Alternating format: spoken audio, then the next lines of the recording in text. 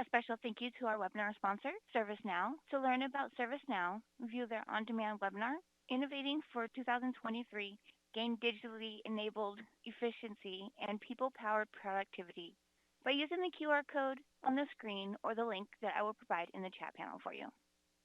I would now like to introduce your first speaker for today, Josh Bersin. Josh, you have the floor. Thank you, Catherine, and hello, everyone. This is the maybe 22nd or 23rd year that I've done this, putting together our report on predictions, and we just finished publishing it. So there is a detailed report that is going to walk you through a lot of the information I'm going to present on this webinar, and the report will discuss these 15 things. Each one of them is interesting, provocative, and important for the coming year. And as you'll see in the report, it's really designed to be not only an education tool, but a strategy development tool for your HR department, for your management team, for your leadership team. So what I'm going to do for the next hour is I'm going to walk through a lot of these issues for you and give you a narrative discussion about what's going on. And some of this is directly from the report, and some of this is a little bit just about what's going on ahead. And I think that the first thing I want to talk about is where we are in the economy. Of course, most of you saw that today Microsoft had a layoff, and the consumer spending for Christmas came out, and it was down by 1.5% or 2%. We are ending a 15-year growth cycle. Yes, I know we went through the pandemic. Yes, we know we had a little bit of a stock market crash. But I think we have to accept the fact that for most of us, for me at least in my career, we haven't seen a real economic downturn since 2008. The one that happened during the pandemic was primarily caused by the pandemic. It wasn't really caused by the economy. And of course, there's all sorts of reasons for this. Let me give you just a little bit of background. Obviously the tech industry has already seen it. The tech industry, was sort of hammered in Q4. But the biggest issue is employment. The number of jobs created is still positive, and the paradox that we're going to be living in next year or this year is slowing economy, very constrained labor market, and fewer jobs are being created. At the same time, there still aren't enough people to hire. Now, the unemployment rate last November was 3.5%. It's more or less an all-time low going back 40 or 45 years. I think that's going to continue, and I'll show you why that is in a minute.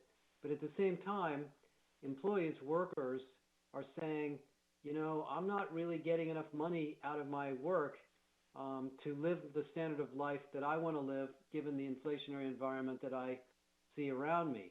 And so this is really putting us in a little bit of a bind in how we're going to manage, hire, and grow our companies when there aren't enough people. The demand for our products and services may have been reduced, and employees are looking for more cash.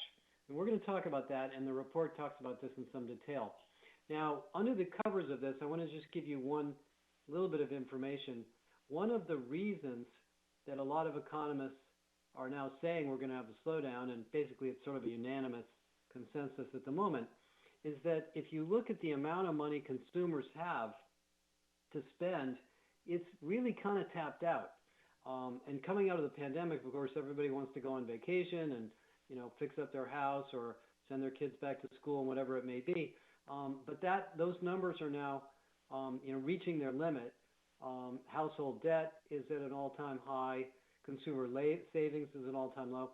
And so, as many economists say, so goes the consumer, then goes the enterprise. Because no matter what you do for a living as a company, consumers are somehow contributing to your business. So that's a little bit about what's going on.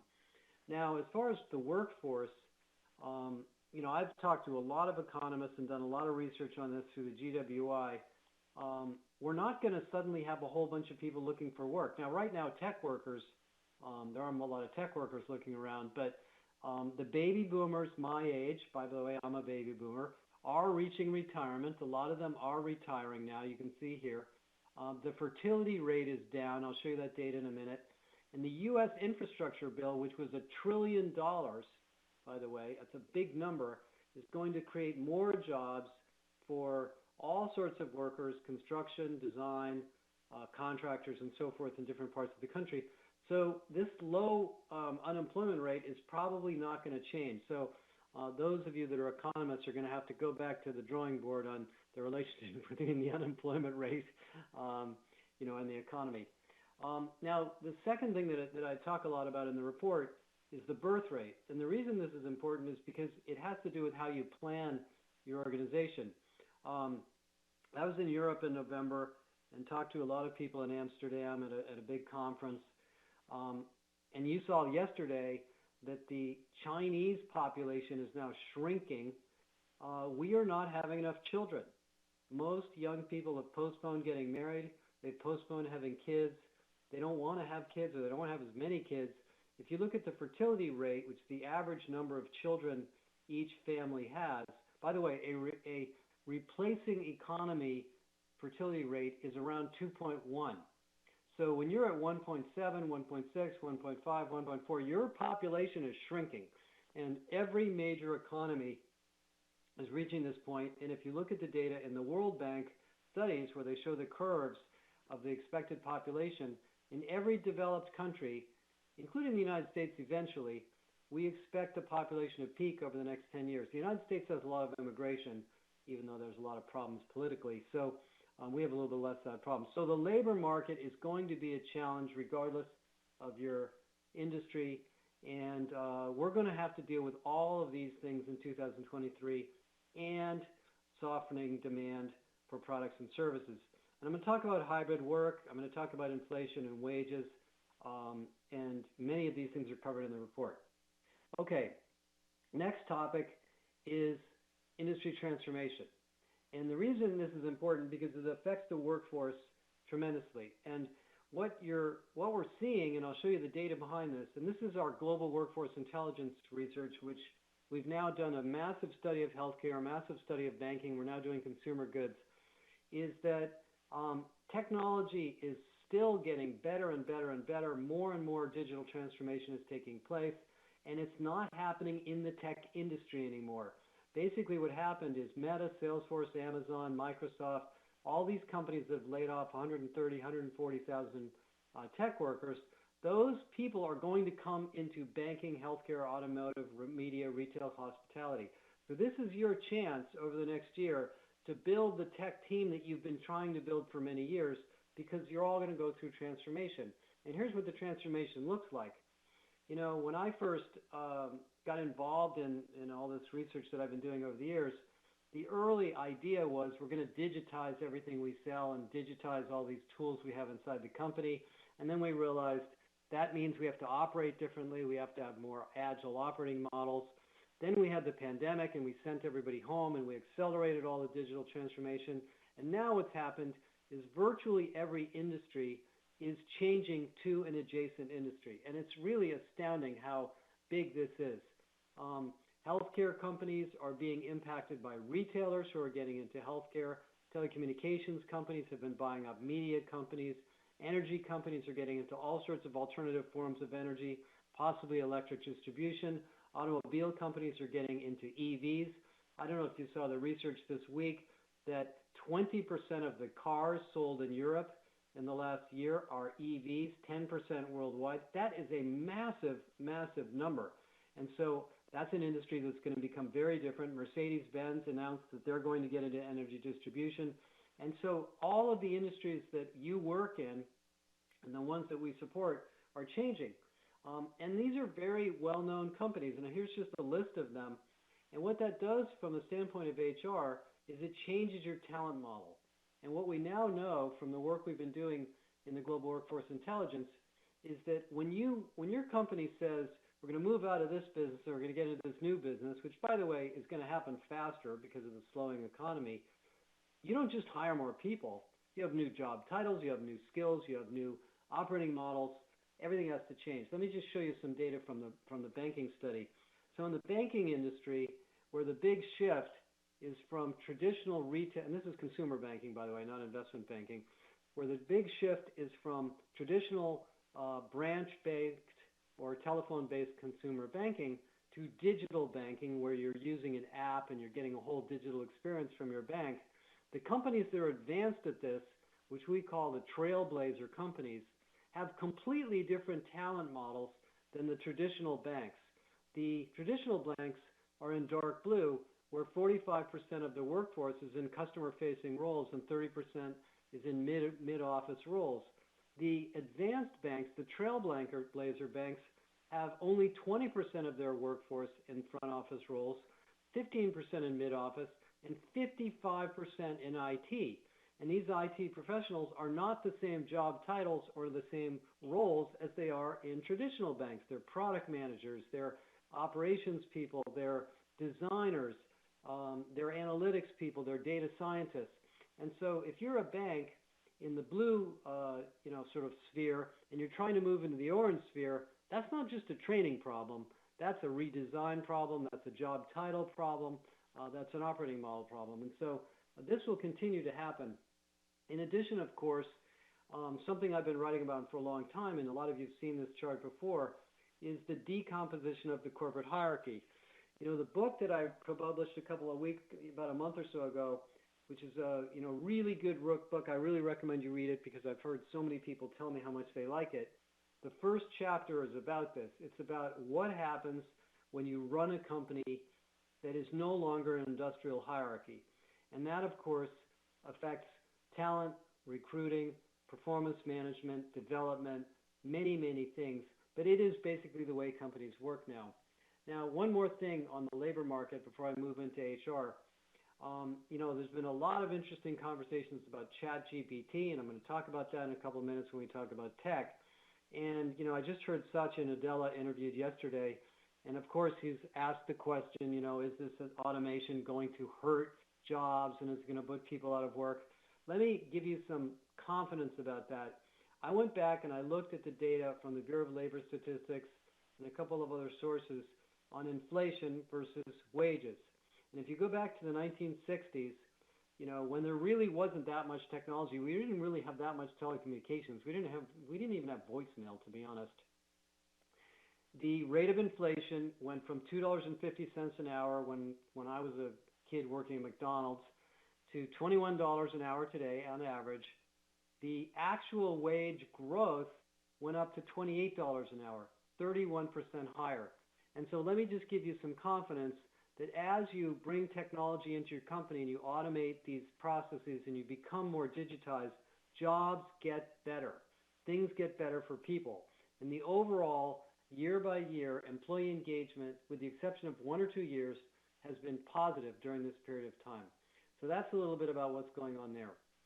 Second thing I want to talk about is skills.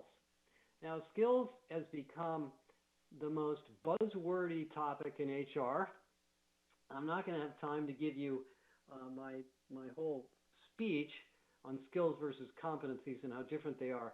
But the big thing that's happened, which most of you know, is that we now know that we aren't only in a human being shortage, we're in a skills shortage. And if we can't figure out how to build skills internally faster and more deterministic on what we need, our company's going to fall behind.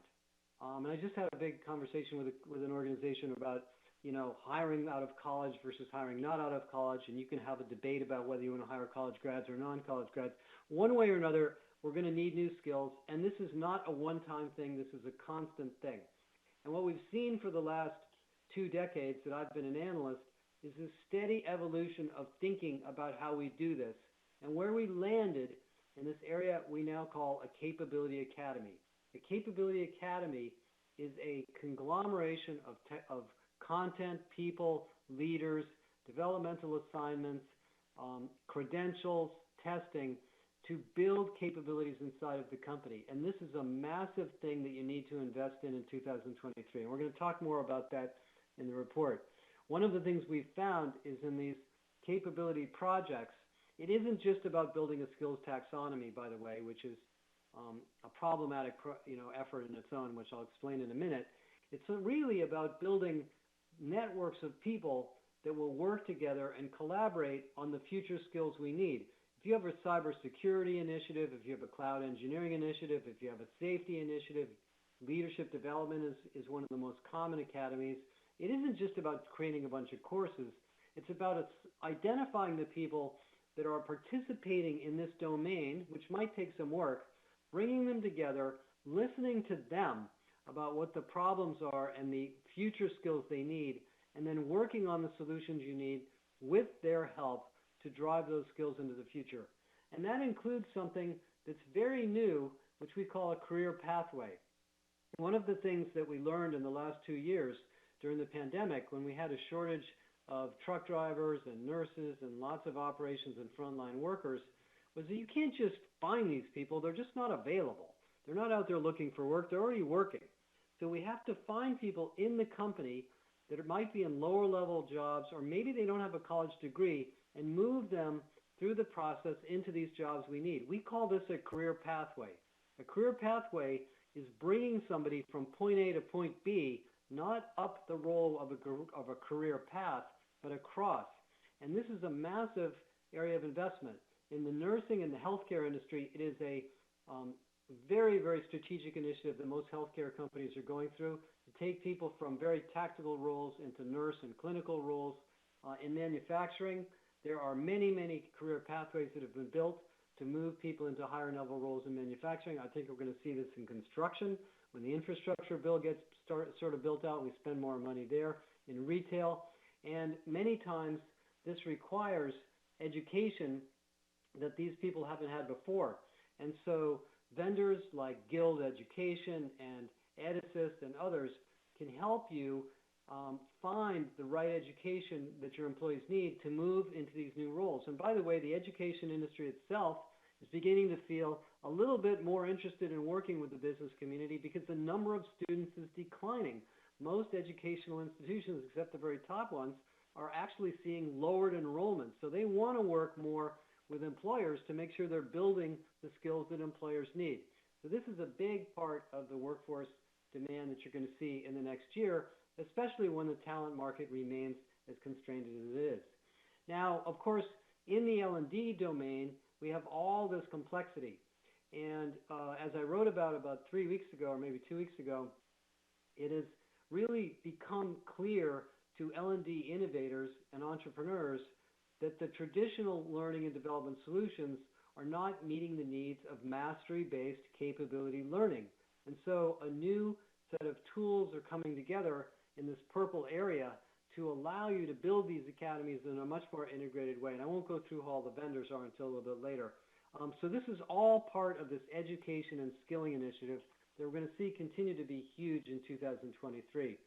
Now, of course, under the covers of that is this whole topic of skills. What is the skills database? Where does the skills engine reside? Do I use the skills cloud in Workday or Oracle or SAP, or do I buy Eightfold or Retrain or one of these other tools?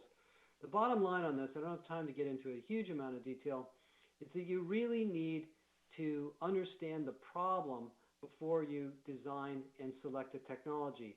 And ultimately what's going to happen is these skills technologies will probably be embedded into multiple applications.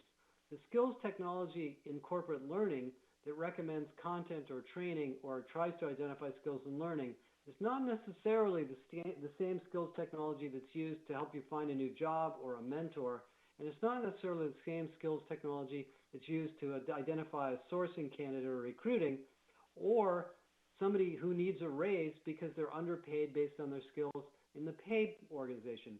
So ultimately what's going on as all of these vendors build these more intelligent skills systems is these will become embedded into the systems you use in HR, and then there will be a talent intelligence platform that will really centralize all this and bring all this data together.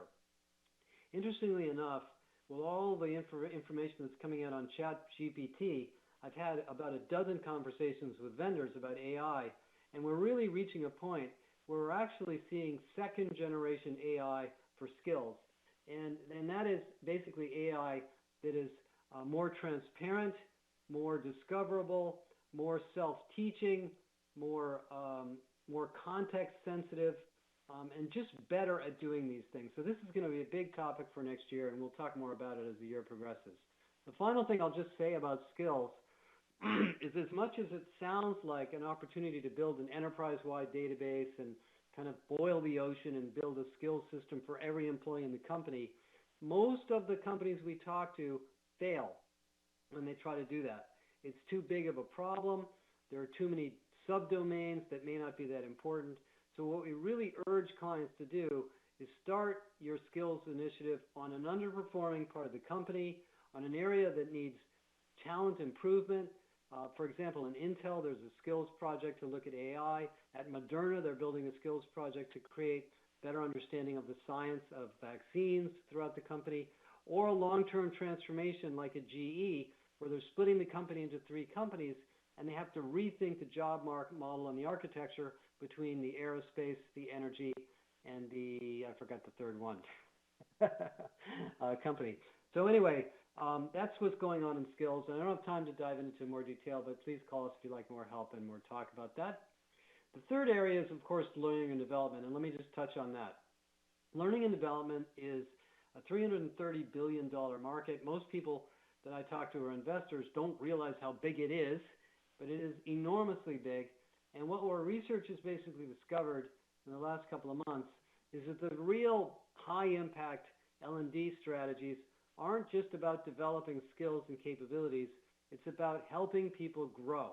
Now, that sounds kind of obvious, but it's not as obvious as you think, because if you went out there and you built all sorts of training programs and you offered people a bunch of learning content and you built an LXP and you said, oh, look at how many people are clicking on this stuff and how much they like it. We've done our job. No, you haven't. What the research shows that we just finished is that actually the practices that are driving the most impact today in L&D have to do with career growth, vertical and horizontal growth of individuals, giving people deeper skills so that they can do better and more interesting and more meaningful work in the jobs that they're in, and giving people the opportunity to move to a new role. In fact, as we went through the data and looked at the maturity model, and this is brand new, this only came out about a month ago, what we found is that there's a huge gap between training people on a programmatic level or creating a self-directed learning experience and to then creating a very tailored, directed, facilitated growth experience. And this is going to be a big priority for L&D this year. So that's another big trend to keep your eye on in the coming year. And that leads me to the next one, which is talent mobility. Now, interestingly enough, I first stumbled across, in fact, in 2005, we wrote a report on succession management. Believe it or not, that was 18 years ago now. We wrote a report on succession management, and at the time, I remember the analyst who was working on it, we came up with a maturity model, and the 4th level of maturity for succession management was something we called facilitated talent mobility. And no one knew what we were talking about, and I thought we were really smart, but we were way ahead of our time. And then when I was at Deloitte, one of the things we did is we did a couple of surveys and we asked companies, is it easier to find a job inside of your company or outside of your company? And what we found is that in 2016, 2017 or so, about 70% of the companies told us it was easier to find a job outside of the company than it was to find a job inside of the company. And the whole reason for that was that we had built talent management systems that were designed around pre-hire to retire, cradle to grave, up and out kind of talent strategies. Well, as you know, companies don't operate like that anymore. Everything's changing all the time. We're moving people around. We're redeploying. We're shutting down this business. We're opening this new business. We're moving into this new industry. So talent mobility is an urgent, urgent issue. This started with this thing called the talent marketplace, which was pioneered by companies like Gloat and Fuel 50. But now it's sweeping across the industry, and it's becoming one of the biggest new platforms and really strategies in HR. In 2023, I would just urge you to work on this and look at it carefully. And it is more than just a mobility system, because if you look at the companies that are doing this, and we just published a whole bunch of case studies on this in our research library, once you have a system where employees can go to find opportunities, do gig work, maybe find a mentor, all sorts of things open up. At Seagate and at MetLife, 2 of the clients we just recently interviewed, they found that once the talent marketplace was up and running, they unleashed almost 20% additional productivity out of their workers. People who didn't really have enough time to do more work suddenly do have time, when they see something more interesting to do. And then, of course, you get into the issue of how are we going to do performance management and how are we going to do pay and what are we going to do about their job level and so forth as we do this. So this talent mobility thing isn't just a project or an initiative. It's a whole new platform that is going to eat HR from the inside out. And so keep your eyes on that, and I think it's going to be a really interesting topic in the coming year. The next thing I want to talk about, I told you I was going to cover a lot, is hybrid work. Now, my perspective on this, having run two companies where people work at home, is that this cat is out of the bag and it's not going back in. So if your CEO has this belief that everybody's going to come back to the office someday, he's really, laboring under an illusion. Yes, people do need to meet face to face, and there are many, many projects and meetings and initiatives that require many hours of discussion and face-to-face discussions. And of course, it's important for culture. And, in our company, we have two very large meetings once a year to bring people together, to get to know each other, to meet our families, to meet our spouses, and so forth. But this thing's just happened. I don't know if most people realize this, but almost 40% of the work or workforce in the United States is not a full-time employee. They're contractors, they're gig workers, they're part-time workers, they're working for an Uber or some form of a gig marketplace, and they're doing multiples of those. Those freelancers or gig workers are mostly pretty happy. They can dial up and dial down their revenue and their earnings as best they possibly can. Of course, they'd like better benefits and they'd like more stability. And many of the large companies that we talk to are actually outsourcing all sorts of work now. So this has already happened. What hasn't happened yet is our ability to manage it. Now, I did a big study on this with SHRM right before the pandemic, and I developed this idea, and let me just throw this out there for you to think about. In the 1960s and 1970s, around the time I was getting out of college, our career was attached to our company. And we pretty much made a decision coming out of college, I'm going to work for IBM, I'm going to work for 3M, I'm going to work for Hewlett Packard, whoever it was, and I'm going to just hitch my wagon to this company and just go for the ride. And then at the age of 65 or so, I'm going to retire, and that'll be great. Well, of course, it didn't quite go that way. The average time a company lives on the S&P 500 is only about 14 or 15 years. Companies are merging and changing all the time and buying each other. And so somewhere around the early 2000s, with the advent of Monster.com and LinkedIn, it suddenly became okay to job hop, because job hopping was actually considered bad in the early days. And so we defined our career as a series of jobs in a series of companies. And you would tell people, and people do this all the time, oh, well, I used to work at Google, and I used to work at this company, I worked at Deloitte, and so therefore I have all this great experience, and therefore you should hire me. And, that works for a while, and then companies said, okay, well, that's nice, but what did you do there? What was your job? What was your projects? Who did you work with? What skills did you learn? And so we're really moving to a world in the third where your career, including every career in your company, is really about your skills. And you may have multiple jobs inside of the company, multiple initiatives, projects, teams you work on, for which your skills are being developed. And so what this means is that all of our employees at all levels are scrambling to improve their skills. And this is a massive change. As far as hybrid work, it means we can recruit people from anywhere.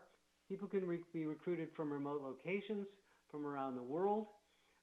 Small cities can now become major population centers for talent of different type, because they don't have to move to San Francisco or New York or Boston to find, or Dallas or somewhere to find a good job.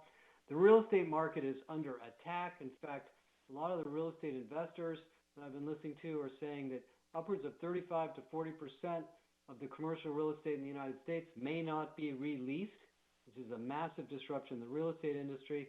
And people can change industries faster than ever, because if I'm being hired for my skills, it doesn't matter if I've worked in this industry before. If I have the right skills, I can do it in your industry too. Not just tech workers, but other people as well. So this hybrid work thing is real. What we've found in most of the companies we've talked with is the actual practice and process and tools for hybrid work still aren't nailed down. And so we're going to see a lot of interesting experiments in 2023 of doing this. By the way, one of the things that's very interesting in hybrid work is there's a lot of new technologies that are going to make it easier. There's a whole breed of HR tech called workplace intelligence, not workforce intelligence, workplace intelligence, to help people find an office, find a desk, convene people, locate where people are as they work in this more hybrid model. So this is going to be a big topic of the year, and we'll be following it very closely. Okay, diversity and equity. Let me talk about this for a couple of minutes. Just got off call on this too. Interestingly enough, as many of you may or may not know, there is vast amounts of research that show that highly diverse and highly inclusive companies outperform non-diverse companies. Whether your white male CEO agrees with this or not, the data proves it. And the reason for that is really twofold. Number one, of course, the number one driver of employee engagement is a sense of belonging and a sense of trust. And if we don't feel as individuals like we are being respected and understood for who we are, then we don't trust the company. And so there's all sorts of employee engagement issues that come up if the company doesn't feel fair. But the second is basically the business reason, is that there really isn't a company left that doesn't have a diverse customer set, a diverse market, a diverse set of suppliers, or a diverse set of business partners. And so if you as an organization don't understand all the dimensions of diversity, and I mean not just race, I'm talking about gender, the multiple genders that are out there, age. We now have 5 generations of workers in most companies. This is really a business strategy. Now, what it's done for HR is it's put a lot of us into a very difficult position. I had actually a really interesting conversation with the head of diversity for a large sports team yesterday. A lot of CEOs will say, well, we've got a diversity initiative.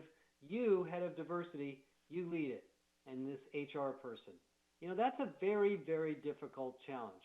Now, I know a lot of you have that job, but what we basically found is that usually doesn't work, is that the commitment to diversity has to be at the business level, at the C level, but not just a commitment to hitting the metrics, but really understanding that a diverse and inclusive culture is part of a sound business strategy. And that means making sure that senior executives feel accountability for this, that they are acting on it, and that all of the talent practices from recruiting to pay to promotion to succession management, on and on and on, are done in a diverse way. And this will continue in 2023. But there's something else going on that's new that I think is going to be very interesting to a lot of you. Last year, the EU passed a law that will take place in 2024 and 2025 that all companies that do business in the EU with more than $150 million of revenue will have to fulfill a set of compliance rules for what is called sustainability, corporate sustainability. And it has to do with environmental sustainability and energy policy and water treatment and things like that. And one of the elements of sustainability is something called people sustainability. And so one of the ways to frame DEI in an even bigger business context is think about it as your people sustainability strategy. So let me tell you a story about Heineken. We had a really interesting conversation with one of the senior execs at Heineken, both when I was in Amsterdam and when I came back. And what he told me was, what's going on there, Heineken is a multi-billion-dollar, family-owned, very successful beverage company. You know who they are. And they do business in more than 200 countries with all sorts of retailers, distributors, and bottlers, just like most of these companies do. And they found out that in Africa, they had a program that was taking place where young women were going into bars, promoting Heineken beer, wearing short skirts and whatever else they're wearing, getting harassed and mistreated by the customers. And a lawsuit was filed, and this huge human rights issue was raised in Africa. And the CEO said, holy smokes, these people aren't even employees. These are contractors who work for our resellers or distributors. If we have that problem in Africa, maybe we have that problem all over the world. How many of the other 199 countries we do business with do we have this problem? And so a new job was set up to look at human rights and people sustainability in Heineken. And this individual and we're going to have a couple of these guys speaking at our conference, by the way, in June, basically built a whole human rights policy around people's sustainability that includes the DEI agenda. So let me just leave you with that. The DEI is actually a much bigger, topic than just, the head of DEI working in HR. Employee experience and productivity. Obviously a huge topic, one that we've been talking about all year. We still see data that shows that most employees are burned out, but it's a little bit worse than that, to be honest. Now we're beginning to see data that says employees are kind of just not as interested in working as hard as they used to, especially younger people. Now, I know we've all talked about quiet quitting and whether that's a good term or not and what that means, but what the data basically shows is that people under the age of 45, and as you get older this data changes, I'll show you in a minute, are starting to say to themselves, look, I went through the pandemic, I did everything you wanted, I worked from home, I ruined my personal life, I've been working all these hours, I've had enough, I want to have a life. I'm still going to keep my job, but I'm going to act my wage, it's called. If I'm only making $25 an hour, I'm going to give you $25 an hour of effort. Now, and that's a reasonable situation to where we are. And as you go up in age, you go to more traditional values. For people my age, I was telling my wife, all I've been doing my whole career is striving to get ahead. That's just kind of the way things were in the 1970s when we got out of college. It's not like that anymore. People want to have more balanced life. The counter to that, of course, is that CEOs are saying, look, you may think you're productive, you may think you're doing enough work, I don't think you are, I don't know if you are. This is the research that came out of Microsoft in October. It's kind of astounding.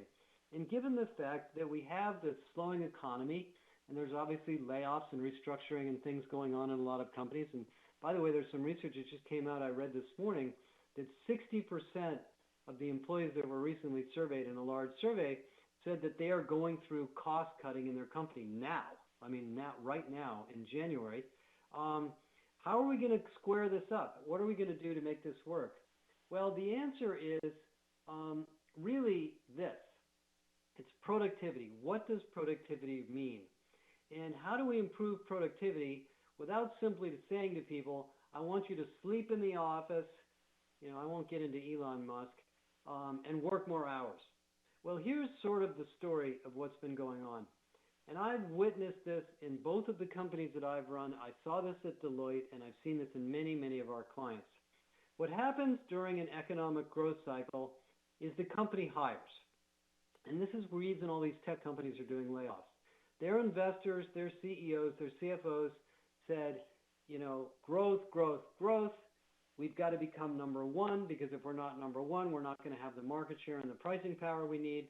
Go out there and find everybody you can hire, and you grow and grow and grow.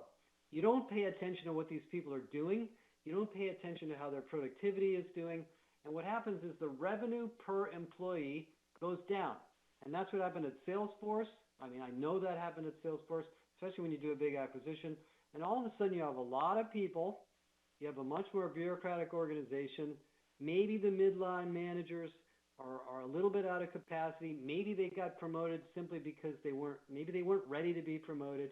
And we end up with this declining productivity. We then have to go back and decide what to do. You can do a layoff. Now, a layoff improves productivity instantly, but it actually isn't always the right idea, because if you lay off the wrong people, you lose your education and skills and growth vector. So a lot of what goes on during periods of time now is org design. It's redesigning jobs, redesigning roles, redesigning the organization, so you can bring this productivity curve back up. And that's really going to be a lot of what you're going to be doing this year, because ultimately, productivity isn't reducing the cost of labor to improve the revenue per employee or revenue per customer. It's really increasing growth, profit, and innovation at the same time you're holding costs steady or down. And that's really where we come in. Now, the traditional idea to productivity was, or even retention was, let's hire fewer people and pay them more money. Well, that's not really going to work anymore, because we need to keep growing and doing the new things we need to do in our company. So the real initiative that I think you're going to be doing a lot of this year is redesign. And as I talk about it a lot in my book, and you can read the book and hear more about it, is there's lots of opportunities to redesign jobs, redesign work, improve the employee experience, and improve productivity. If you look at our employee experience framework and the things that create the most productivity and the most engagement in companies, they have to do with growth, they have to do with trust, they have to do with training, they have to do with autonomy, they have to do with job design, and they have to do with mission and purpose. Because if you take care of those things, revenue will go up, revenue productivity per employee will go up, and you may not have to go through a big layoff to redeploy resources in the economy that we're in. Now, another big topic that's going to come up this year is, the decluttering of work.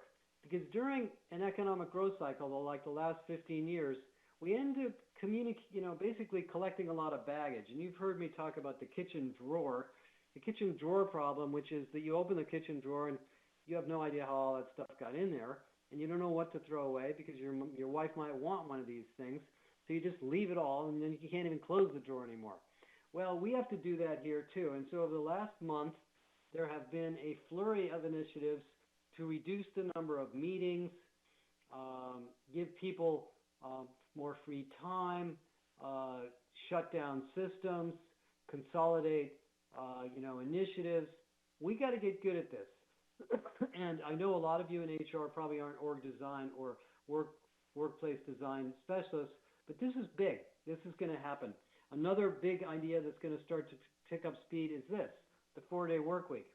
Now, let me tell you just a little bit about this project. I've been talking to these guys a lot. What these guys did is they did a pilot with 33 companies, and they evaluated the impact of reducing the number of hours to 32 hours per week, but not reducing the pay. So what they basically said is, we're going to pay you the same amount of money, but you're going to be able to take Friday off or Monday off or Tuesday off or Wednesday off or whatever it is. Well, guess what happened? All those companies had to redesign the way they were doing their work. They had to get rid of meetings that nobody could come to. They had to reschedule things. They had to become more efficient. They had to do less with less. And they all saw positive results. Positive results on employee engagement, positive results on well-being. Most of the employees said they had more time to do the work they wanted to do and the work that they felt good at. And the average revenue of these companies went up by 37% during this project.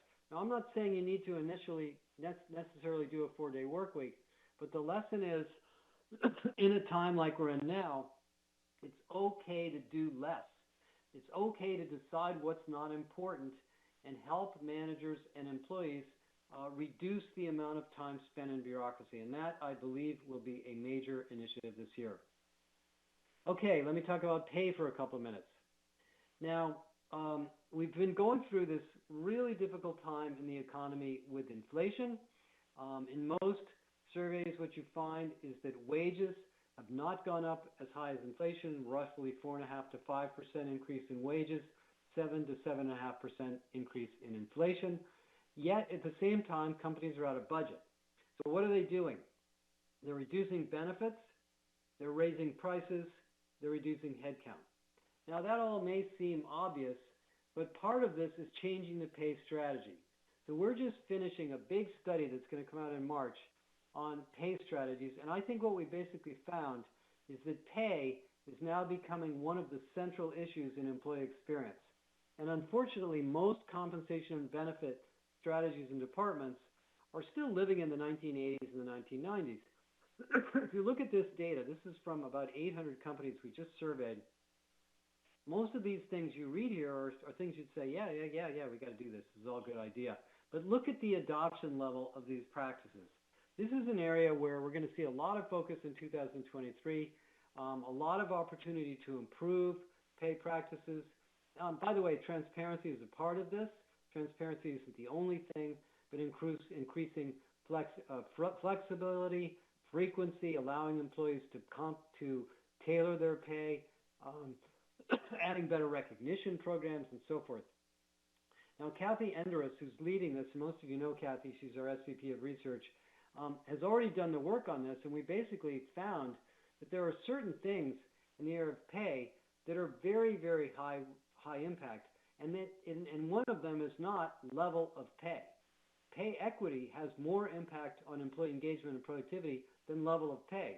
In fact, some of the research she's going to talk about when we launch this has to do with actually making pay more equal and then adding more bonuses and performance-based rewards on top of that so people feel that they're being treated fairly, and then the pay for performance benefits that you get out of that are clearer and more annually articulated in the business plan that you have each year. And so I think in 2023, you're going to all spend more time on pay equity and you'll be thinking about pay in a very, very different way. Let me talk a little bit about the skip well-being. I want to talk about HR tech. HR tech is big. About 3 weeks ago, I wrote a big article on some of the big trends in HR tech, so let me just highlight this, and you can read more about it in the report. The first thing is we've got too much of this stuff. The IT spending in the United States, according to Gartner, went down by 1 to 1.5 to 2% last year. It's the first time that's happened in a long, long time. And the average company has more than 80 employee systems. That is too much.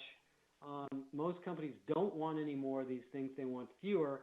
And so they're trying to consolidate the tech stack into a smaller number of strategic tools that deliver better employee experiences, better data, take advantage of AI without buying more and more and more things. And this is very, very hard to do in HR because you know how complicated all these applications are and the number of tools that are available.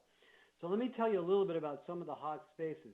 By the way, I think the HR tech market also is probably going to flatten or maybe even go down a little bit this year. That doesn't mean there won't be a lot of buying. It'll just be really allocated to new categories. The first, of course, is employee experience platforms.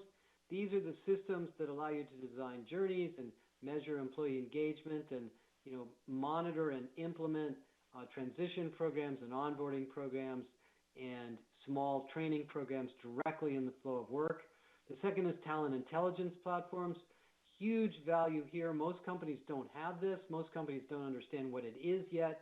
But I'll just guarantee to you, if you read the report or read our talent intelligence primer, that this is a massive new area of HR. I'll show you a little bit more about it in a minute. The third is talent marketplace and career pathway platforms, systems that bring together mobility, career growth, mentoring, coaching with development for growth. Those are a massive new market, and I listed who the vendors are there. Employee lifecycle listening platforms. These is really the next generation of survey tools that listen through surveys, through Pulse, through passive listening, and provide actionable feedback on those, and there's some really cool stuff going there. The fifth is what I call mastery learning platforms or capability platforms. Capability academies like ours and the JBA are really a big thing, and there's new technologies for that. There's the new Intelligent Talent Acquisition Suite, where we take intelligent sourcing, intelligent interviewing, talent intelligence itself, internal mobility, and put all that together with an ATS. That's a big new market. Contract work management, I talked about that, and these new systems for pay and reward. So there's a lot of new HR tech, and one of the most interesting ones, of course, is this. So let me take a minute on this because I just want to talk about it.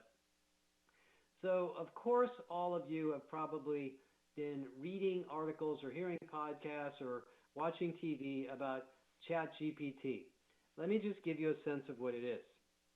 So what OpenAI has been doing for the last 5 years or so is building on some technology originally developed by Google that really does word language translation. It uses AI to assemble words based on history of how words are used and speak to you.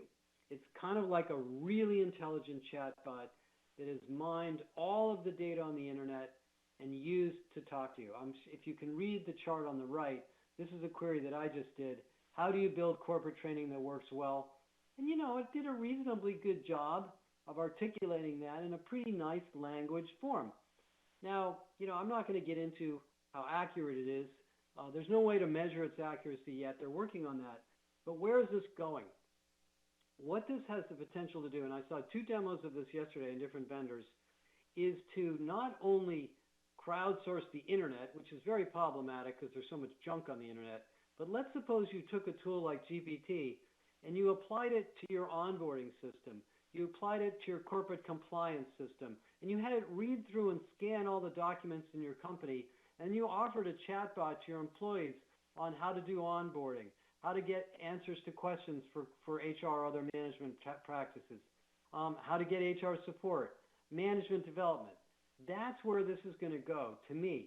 For corporate buyers, this is a massive tool to take advantage of all of the content we have inside of our companies, including the content that's coming from vendors, and make it easier and easier to access and more relevant and useful to people inside of our organizations.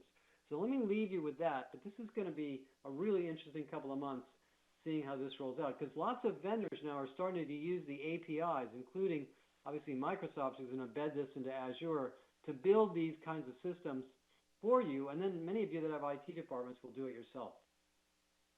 Okay, last thing I want to close up on is HR. The role of HR, structure HR, the operating model of HR.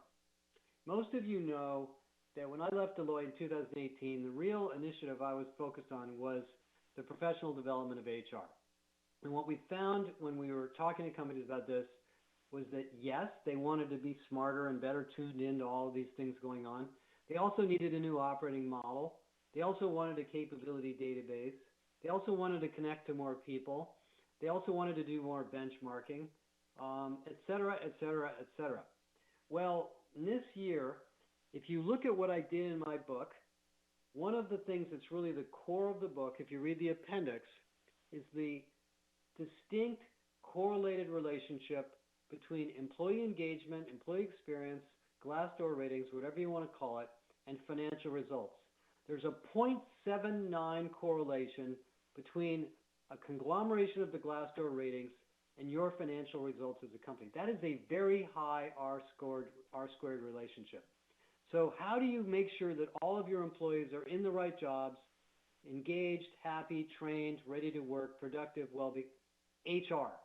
We are in the supply chain of making the company work. We're not an administrative function. We're not a support function. We're not a service delivery function. We are a business function. And that means that we as HR people have to have the skills and capabilities we need. And so what we did over the last 5 years is we built a capability model for HR. We then embedded it into the Josh Bersin Academy, and we've now statistically proven in the article I published this morning or yesterday that we can show you that when you upskill yourself, and I know most of your HR people, your company will perform better. And look at what's going on with layoffs, with restructuring, with pay issues. I mean, everything I just talked about is really business critical issues. And so what's really going to be a big issue in 2023 is taking care of yourself. And we have the statistics to show you how to do that. By the way, what does that mean?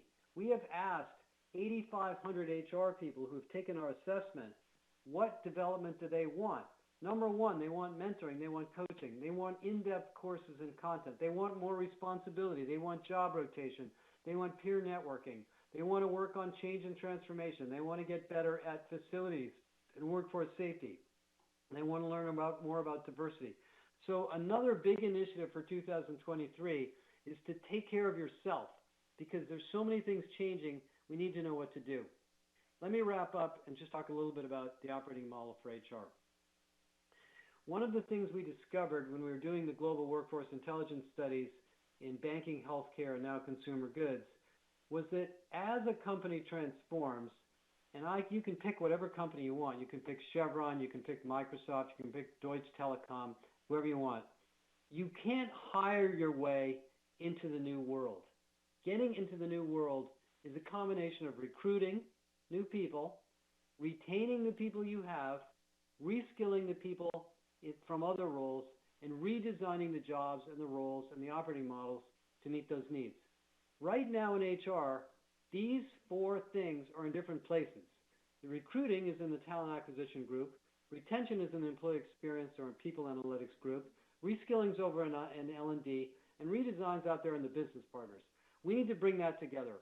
And what we call that is systemic HR. A new operating model for HR is to think of HR as an operating system, as an interconnected set of pieces and capabilities and people and systems that work together in an integrated way. If you find out during a layoff or some change that you've lost skills in a certain capability, or there's a new business market that's opened up, or a new opportunity in somewhere in the world, and the company wants to go after it, that might be a recruiting opportunity, that might be a mobility opportunity, that might be a pay issue, that may be a gig work issue. Those groups can't be disconnected from each other. And so the new operating model for HR is what we call systemic HR. And we'll be writing a lot about this and introducing this research over the summer. And of course, the big topic around all of this is the role of leadership. We looked at the sort of impact of HR capabilities, and let me just show you this. If you look at the impact of different HR capabilities on business results, obviously developing leaders and change management and organization design score very high. But look at the level of importance of the leadership of HR and the alignment of HR with business leaders. We have to be partnering directly with business leaders in every one of these initiatives. The seat at the table discussion is over. That is done. We went through that during the pandemic. Now it's time to co-design and work on solutions directly with the counterparts that you work with in your company, using some of the information in these predictions. Okay, I got through that in an hour. You can download the report. It will be published next week, so register at the link below, and you'll get it next week when we put it out there. I invite you to work with us. We are a membership organization.